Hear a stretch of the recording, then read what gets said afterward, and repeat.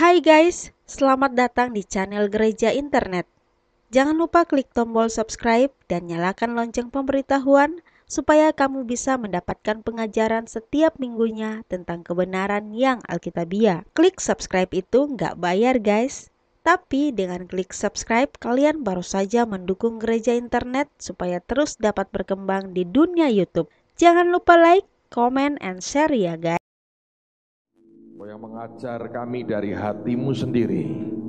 Tidak ada satu orang pun yang tidak Tuhan ubah hidupnya. Semua diubah dan diberkati sore hari ini. Terima kasih Bapa, di dalam nama Tuhan Yesus. Dan semua kita berkata amin. Berikan kemuliaan buat Tuhan kita. Silakan duduk saudara. Ada satu pertanyaan saya mau ajukan buat saudara. Mana yang lebih mudah, menjadi berbeda atau menjadi sama dengan yang lain? Coba renungkan pertanyaan ini. Mana yang lebih mudah, menjadi berbeda atau menjadi sama seperti yang lain? Siapa yang berkata menjadi berbeda lebih mudah? Coba angkat tangan. Siapa yang berkata menjadi sama dengan yang lain lebih mudah? Angkat tangan. Alright. Sejujurnya memang begitu. Menjadi sama dengan yang lain itu jauh lebih gampang. Sebab saudara dan saya tidak perlu jadi orang yang aneh. Lihat pakaian yang kita pakai hari ini. Semua kita memakai pakaian mungkin dengan warna, dengan motif, dengan corak yang memang berbeda. Tetapi dasarnya yang kita pakai ini sama. Kita pakai pakaian cara orang barat berpakaian.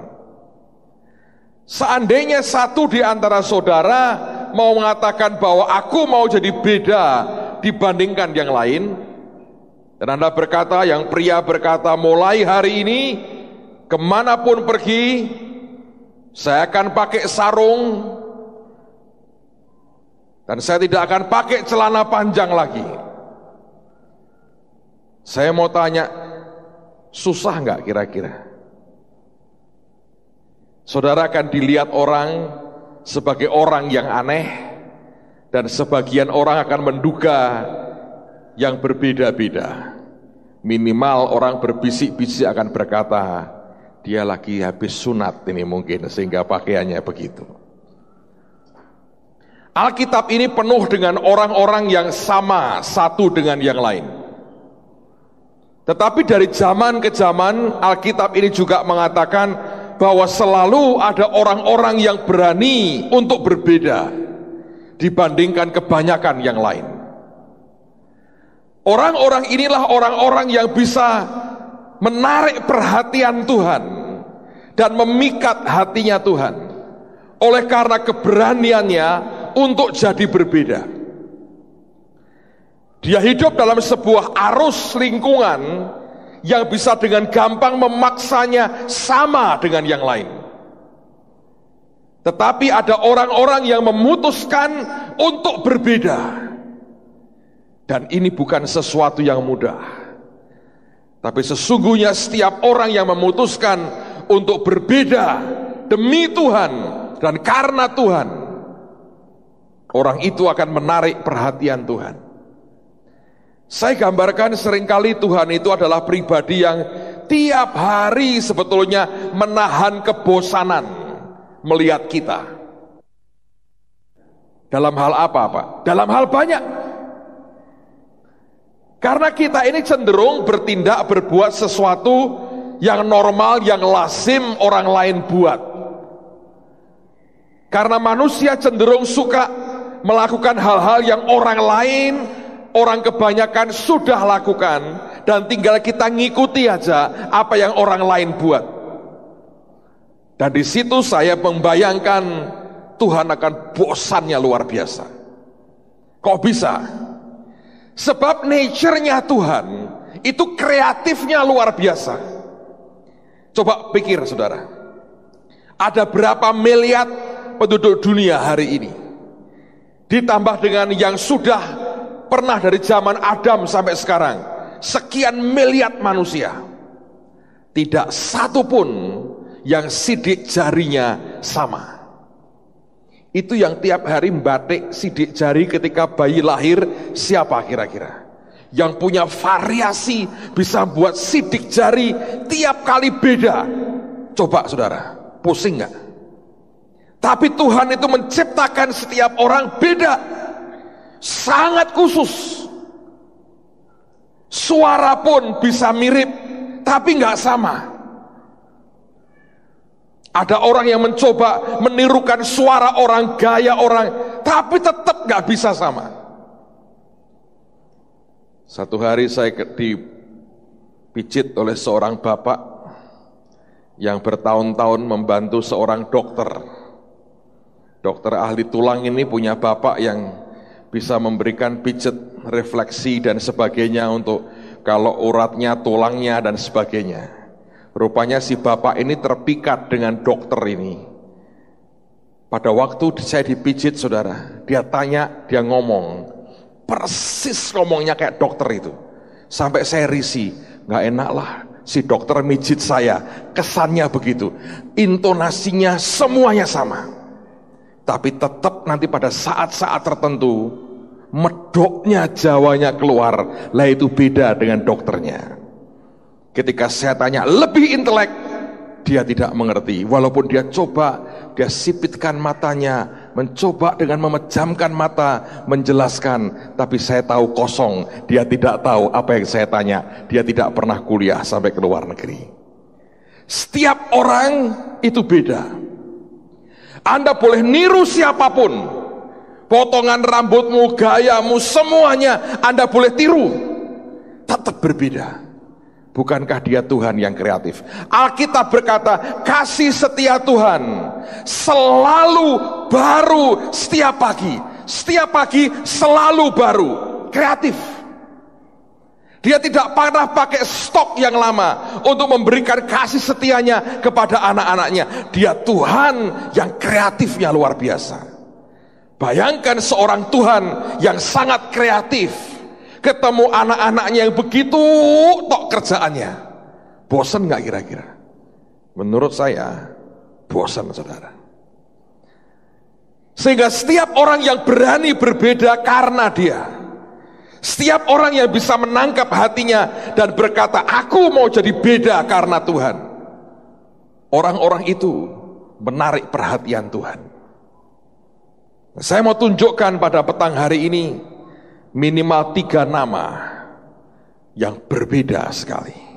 Mari buka Bilangan pasal yang ke-26.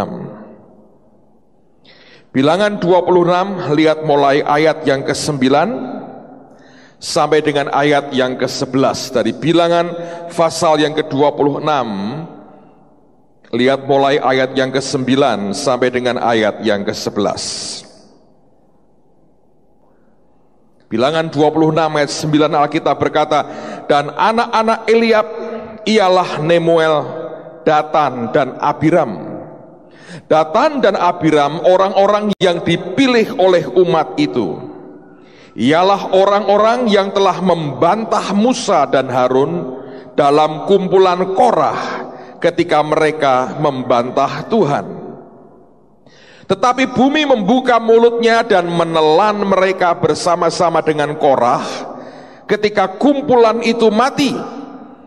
Ketika ke-250 orang itu dimakan api, sehingga mereka menjadi peringatan. Ayat 11, perhatikan garis bawahi, Alkitab berkata, tetapi anak-anak Korah tidaklah mati. Alkitab menceritakan ada 3 tokoh dalam umat Israel, Korah, Datan dan Abiram.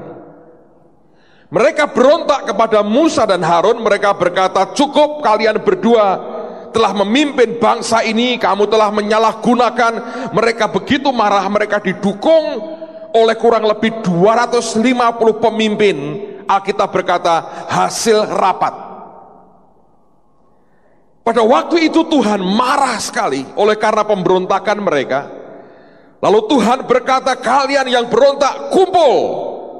Lalu mereka kumpul di sebuah lokasi tertentu, dipisahkan Tuhan dengan Musa dan segenap sisa umat yang lain.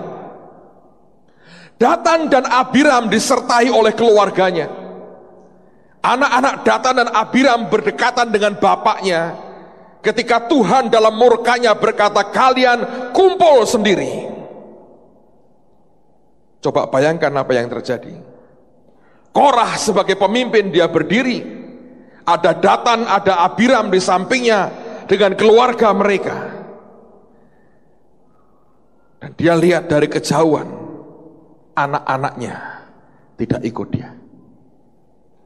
Saya yakin Korah berkata, nak, ayo kemari, kamu anakku, ayo ikut aku, di sini tempatmu.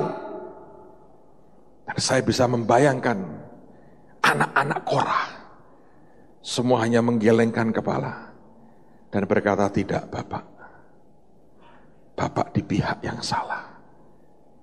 Kamu memang Bapakku, tapi aku tidak mau ikut kejahatan. Korahnya berkata, lihat Datan, lihat Abiram, semua anak-anaknya bersama mereka. Belum tentu kita yang salah. Bapak mencoba membela kebenaran. Ayo ikut Bapak. Tapi anak-anak ini, dia berkata, tidak. Mereka hanya pandangi bapaknya dari jauh, tapi kaki mereka tidak bergerak kemana-mana. Saudara tahu, menjadi berbeda tidak mudah. Dan dalam waktu yang tidak lama Alkitab berkata, bumi terbuka. Seluruh orang itu turun ditelan. Dan anak-anak ini lihat bapaknya sendiri turun. Bum, dan bumi menutup lagi. Tapi ajaib sekali. Anak-anak ini tidak berontak ke Tuhan, tidak protes ke Tuhan, tidak marah dengan Tuhan, tidak berkata engkau kejam Tuhan, membunuh bapakku. Mereka sadar atas pilihan mereka sendiri. Berkata, aku memilih berbeda dengan bapakku. Aku memilih tidak ikut kejahatannya. Aku memilih Tuhan dan bukan bapakku. Saudara tahu, anak-anak ini membuat perhatian Tuhan tertuju kepadanya. Baca kitab Mazmur, berapa belas Mazmur yang dibuat oleh Bani Korah. Siapa itu Bani Korah? Itu satu suku keturunan dari anak-anak Korah ini. Sekian waktu setelah peristiwa itu, bukti bahwa anak-anak ini tidak kepahitan dengan Tuhan. Bukti bahwa mereka telah memutuskan untuk jadi berbeda dengan yang lain. Itu memikat hati Tuhan. Sampai Tuhan berkata, kalian memang beda. Dan itu yang membuat Tuhan bangun keturunan ini sampai jadi suatu suku. Dan Alkitab berkata, ada yang namanya Bani Korah. Dan kalau Anda baca Mazmur-Mazmur dari Bani Korah, kedalamannya tidak kalah dengan Mazmurnya Daud. Hanya orang yang kenal dengan Tuhan, yang punya kedalaman sampai bisa nulis Mazmur seperti itu. Anda baca semua Mazmurnya, saudara akan lihat sesuatu yang sangat dalam lahir dari orang-orang ini. Waktu mereka mainkan kecapi mereka, keluar penyembahan ke Tuhan, cintanya ke Tuhan naik, bukan kepahitan kepada Tuhan. Walaupun bapaknya sendiri mati mengerikan di depan matanya, hatinya tidak pahit, sebab dia memilih Tuhan dengan kesadarannya sendiri. Orang yang berani memilih sesuatu yang berbeda karena Tuhan, memikat hati Tuhan. Dan kita punya Tuhan yang tidak menutup mata dengan semua yang Dia lihat dalam kehidupan kita hari demi hari. Dia tidak menutup mata. Dan Dia peduli dan Dia hargai setiap orang yang berani berbeda. Kalau Anda bisa bayangkan peristiwa momen itu, sekian menit itu, ketika si ayah mencoba berkata, "Nak, ayo ikut." Mungkin sambil meratap, tapi di ujung yang lain saya yakin bukan sambil tertawa mereka berkata no. Saya yakin juga berlinang bercucuran air mata. Sambil meratap mereka tetap menggelengkan kepala dan berkata, "No, tidak Bapak. Aku tidak bisa ikut engkau. Aku tahu engkau salah. Tuhan tidak mau itu." Saya yakin bapaknya mencoba meyakinkan mereka, "Aku benar nak, aku ini membela kebenaran." Tapi anak-anak ini kenal Tuhan lebih dari bapaknya kenal Tuhan. Saya tidak mengajari Anda berontak kepada orang tuamu, tapi saya berdoa ada pengaruh Tuhan yang lebih besar dari pengaruh siapapun dalam kehidupan kita. Sebab pada satu titik Anda harus mengerti, ikut Tuhan bukan karena pengaruh siapapun, itu keputusan pribadi kita, karena kita kenal Dia. Amen, saudara. Orang kedua, mari buka 1 Tawarikh pasal yang ke-11. 1 Tawarikh pasal yang ke-11. Kalau Anda ketemu dengan pasal 11, lihat dulu pada ayat yang ke-10. Judulnya adalah Pahlawan-Pahlawan Daud. Ayat 10. 1 Tawarikh 11 ayat yang ke-10. Inilah kepala-kepala para pahlawan yang mengiringi Daud, yang telah memberi dukungan yang kuat kepadanya bersama-sama seluruh Israel dalam mencapai kedudukan raja, dan yang mengangkat dia sebagai raja seperti yang difirmankan Tuhan mengenai Israel. Nah, di rumah Anda akan baca terus, saya harap Anda terus baca. Lalu kita akan sampai di ayat yang ke-39. Ini ada sebuah statement yang luar biasa. Di antara namanya pahlawan Daud. Nah, coba sebelum kita baca, perhatikan dulu. Apa bedanya tentara Daud dengan pahlawan Daud? Apa bedanya pasukannya Daud dengan pahlawannya Daud? Pasukan itu karena dia berprofesi, kerjaannya memang sebagai tentara, menyandang senjata. Tapi kalau orang mendapat predikat pahlawan, semata-mata bukan karena jasanya, tapi orang itu minimal punya keluhuran budi di dalam, yang bisa memberikan keteladanan bagi orang lain. Misalnya begini, kita kan baru memperingati kemerdekaan Republik Indonesia. Tadi saya tanya dengan teman-teman, siapa yang paling berjasa bisa melahirkan terbentuknya negara kesatuan Republik Indonesia? Teman-teman akan berkata, "Oh, Bung Karno." Kenapa? Dia memproklamirkan begini. Oh, ada yang jawab Pak Harto, ya masih kecil zaman itu, belum berjasa. Ada yang bilang siapalah, mungkin ada yang bilang, "Oh ya, om saya ikut itu melahirkan bangsa, boleh." Atau opa saya itu mungkin berjasa.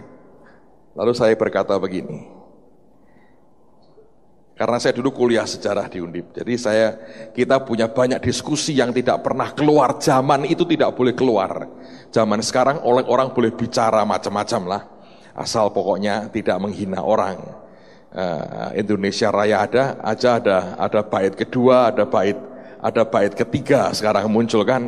Jadi nanti kalau dinyanyikan 3 bait, 3 stanza dinyanyikan, panjangnya luar biasa. Anda tahu, satu bagian aja itu Sudah kita nggak bisa apal dengan baik seringkali, dan katanya konon lagu kebangsaan paling terpanjang di dunia itu Indonesia Raya. Indonesia itu kalau sudah nyanyi, luar biasa. Kalau 3 stansa habis itu pelajaran nyanyi Indonesia Raya, saudara. Nanti kalau upacara yang pingsan makin banyak karena kepanasan. Tapi saya tanya, siapa yang paling berjasa membentuk negara Kesatuan Republik Indonesia? Anda tahu siapa? Itu kelompok orang yang paling dihujat. Zaman dulu kalau pas tanggal-tanggal begini di TV RI kan munculnya film-film perang itu ya. Anda tahu siapa? Belanda. Yang paling berjasa itu Belanda. Kenapa Anda tahu? Negara Kesatuan Republik Indonesia itu dasarnya apa? Bekas jajahan Hindia Belanda. Kalau Belanda tidak menjajah Indonesia, itu nanti kemudian kerajaan Sumatera Utara, kerajaan Jawa Tengah, kerajaan Jawa Timur, kerajaan Pasundan, ngerti nggak? Nggak ada tuh. Nanti kerajaan Papua, kerajaan Sumba, kerajaan apa itu perang terus. Jadi itu tercipta karena jasanya Belanda. Tapi tidak ada orang berkata, Belanda pahlawan kita. Nggak ada tuh saudara. Nggak ada tuh. Kenapa? Sebab mereka bukan cuma itu yang dilihat jasanya. Tapi waktu mereka berkuasa, kita diinjek habis, kita diperas habis, kita diperlakukan tidak seperti manusia sejajar dengan dia. Tidak ada orang berkata, hidup Belanda, hidup Belanda. Anda boleh sepak bola membela Belanda, tapi tidak ada orang berkata Belanda pahlawan kita. Ya kan? Nggak ada Van Mook, Jenderal Van Mook adalah pahlawan kita. Anda digantung habis sama rakyat, saudara. Nggak ada kan? Sebab pahlawan itu bukan cuma soal jasanya, tapi pahlawan itu dilihat daripada hatinya, keluhurannya, keteladanannya. Nah, sekarang Anda nanti di rumah, tolong Anda baca, ini pahlawan-pahlawan Daud. Kalau saudara jeli melihat, ada satu nama yang tidak muncul di sini. Padahal dari semua nama ini pangkatnya paling tinggi. Orang itulah yang bernama Yoab, panglima perangnya Daud. Di daftar tentaranya Daud, dia muncul, dia panglima. Tapi di daftar pahlawannya Daud, nama Yoab tidak muncul. Saudara tahu kenapa? Ini orang punya kejahatan yang luar biasa. Dia seringkali bertindak di luar perintah Daud. Dan dia pembunuh berdarah dingin. Dan Daud itu juga kurang ajar sebetulnya. Kalau pas butuh dia pakai, dia perlu Yoab. Dia perlu bunuh Uria. Anda tahu yang dipakai siapa? Yoab tuh. Tapi sekali waktu dia bunuh panglima-panglima yang lain. Dia tikam dari belakang. Dia buat yang pengecut. Karena dendam pribadi dan karena kejahatan di hatinya. Itu membuat namanya dicoret dari pahlawan Daud. Tapi ayat yang ke-39 ada kalimat begini. Selek orang Amon termasuk pahlawannya Daud. Lalu ada nama Naharai orang Beerot, pembawa senjata Yoab anak Seruya. Anda bisa bayangkan zaman itu yang namanya pembawa senjata itu orang paling kepercayaan. Dia mendampingi kemanapun Yoab pergi, dan dia bawa senjatanya Yoab. Kalau dia kabur, Yoab tidak berdaya dan tidak punya apa-apa. Ingat bagaimanapun Daud pernah jadi pembawa senjatanya Saul. Bagaimanapun Yonatan dan pembawa senjatanya sepakat sehati menimbulkan kegerakan yang luar biasa. Dan ada orang lain di sini. Karena kita berkata namanya Naharai. Dia pembawa senjata Yoab. Sebetulnya orang ini dengan gampang sekali di bawah pengaruhnya Yoab. Saya yakin Yoab cocok banget sama orang ini. Sebab tidak mungkin Yoab didampingi orang yang tidak bisa sehati dengan dia. Somehow ada bagian dari hidupnya yang Yoab berkata ini cocok sama aku. Sehingga Yoab berkata, kamu jadi pembawa senjataku. Tetapi waktu berjalan, ada sesuatu yang berubah dalam hidup orang bernama Naharai. Dia seperti mau berkata, Panglima, Anda telah melakukan banyak hal yang luar biasa, tapi dalam soal kejahatan, soal tanganmu berlumuran darah, tanganmu berbuat tindakan yang pengecut, engkau membunuh orang tidak pada tempatnya, aku tidak ambil bagian. Bagaimana mungkin orang kepercayaan Yoab, di mana Yoab percaya banget, dia bisa berkata, aku tidak ikut-ikut dengan kamu. Jelas satu hal saya beritahu saudara, ada pengaruh yang lebih besar masuk ke dirinya, yang membuat dia berkata, aku tahu panglimaku salah. Dan dengan sadar, dia memutuskan untuk jadi berbeda dibandingkan dengan panglimanya. Dan yang ajaib, nama Naharai sebetulnya terjemahan hurufiahnya itu tukang ngorok, saudara. Anda tahu ngorok mendengkur? Nah, tukang mendengkur. Mungkin kalau tidur dari bayi mendengkurnya keras banget. Ibunya berkata, Naharai. Mungkin lahir bukan nangis tapi ngorok. Orang berkata, Naharai namanya. Kalau tidur membuat orang terjaga, mungkin Yoab suka. Demi supaya yang jaga malam tidak ngantuk, kemana-mana bawa Naharai, ngoroknya, dengkurnya paling keras. Penjaga malam tidak akan pernah tertidur karena terganggu dengkurannya. Apapun yang terjadi, tapi saya mau katakan satu hal.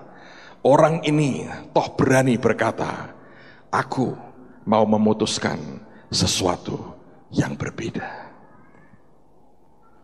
Dan kalau Anda berani memutuskan sesuatu yang berbeda, itu memikat hati Tuhan. Sebab Tuhan berkata, yang begini nih aku butuhkan. Aku cari orang-orang yang berani berbeda, walaupun dia harus berdiri seorang diri. Saya berdoa dengan apa yang Tuhan kerjakan di tengah-tengah kita dalam setengah tahun terakhir ini, kita jadi orang-orang yang berbeda, saudara. Pak Roni di tengah-tengah kami, bantu doa, kita mau punya sekolah sepak bola. Saya beritahu saudara, kalau itu jadi, kita buat geger di tiap kampung, main bola dengan cara Tuhan, membawa banyak orang berkata, hei, ada sesuatu yang berbeda. Saya beritahu ya, buat banyak orang di bawah, ini agama mereka apa? Sepak bola, saudara. Tidak ada 5 agama itu masuk di KTP mereka. Agamanya apa? Sepak bola. Itu agama mereka. Kalau Anda ke Brasil, Argentina, Anda tahu agama